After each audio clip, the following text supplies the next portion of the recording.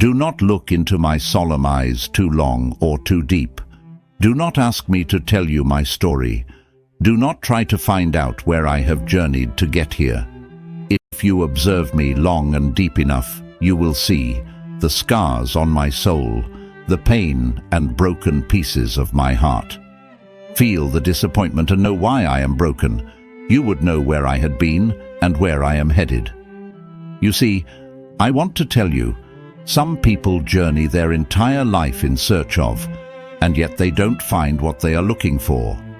Some people travel in search, but pass it by the wayside.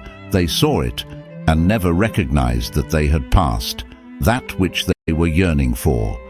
Yet others find what they were looking for, they know it, and fully recognize it as exactly what they wanted. Then they become careless and let it slip away, thinking that this may not be it, and live to search the next day. Then there are the few who are contented with their find.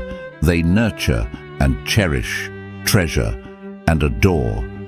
These are the ones who understand what is it to love. So I say, do not look into my solemn eyes too long or too deep. Do not ask me to tell you my story. Do not try to find out where I have journeyed to get here. If you observe me long and deep enough, you will see the scars on my soul, the pain and broken pieces of my heart.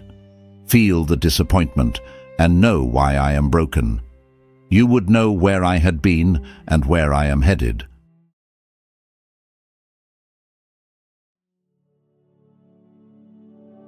In a language of love and pain that I am privileged to know, the pain hurts so much that even I want to collapse in sorrow.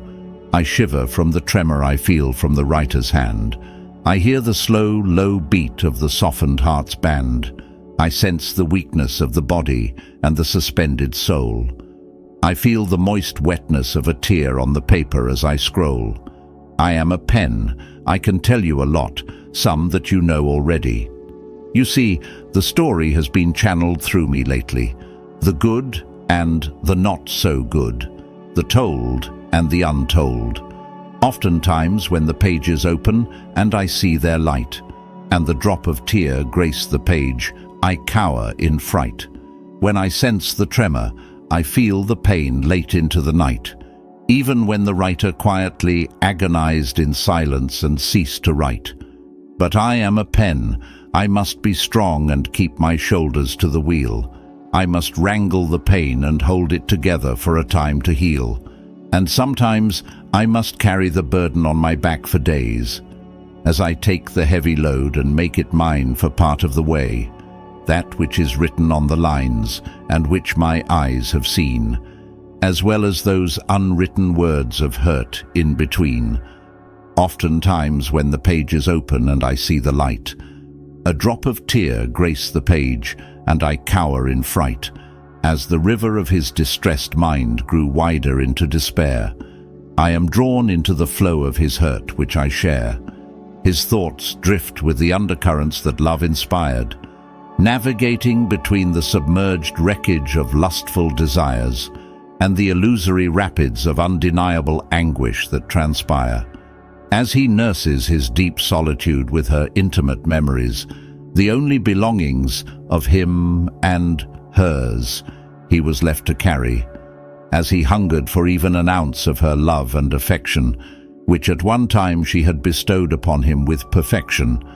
Over time I had come to learn fragments about the human life, that the past is gone with time, and the future is too far away to surmise, and so the soul grabs onto and latches itself to the love it had before, which crossed boundaries and allowed the body and the spirits to soar, blinded and lost in the dust of feverish desire, moments of love.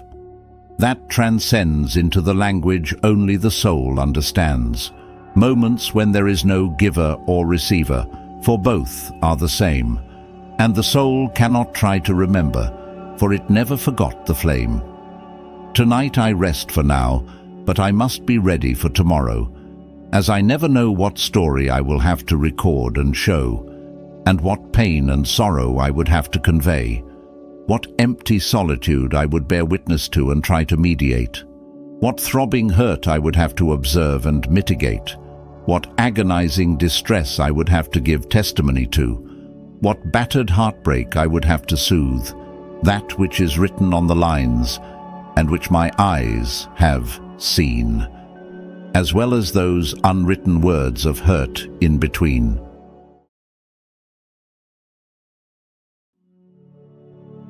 In the midst of my yearning, I stared at the night sky.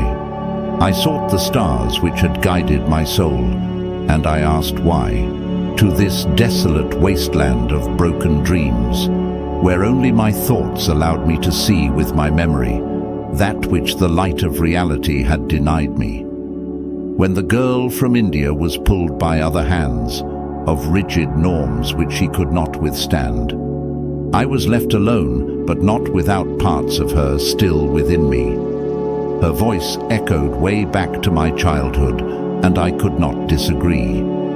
Possessed by a magical fascination as she turned for a last glance, the potency of her gaze penetrated so deeply and great expanse that she easily found the weak points of my being, and so my soul succumbed to her mysterious allure without disagreeing.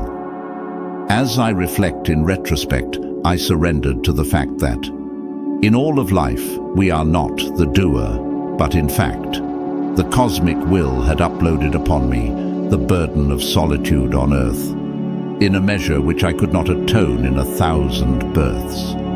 And as I gather my thoughts and memories of the girl I loved, I am consoled that nothing exists outside the scope of the script from above, for it seemed to me that I had not reached the limit of redemption, and only my thoughts allowed me to see with my memory that which the light of reality had denied me.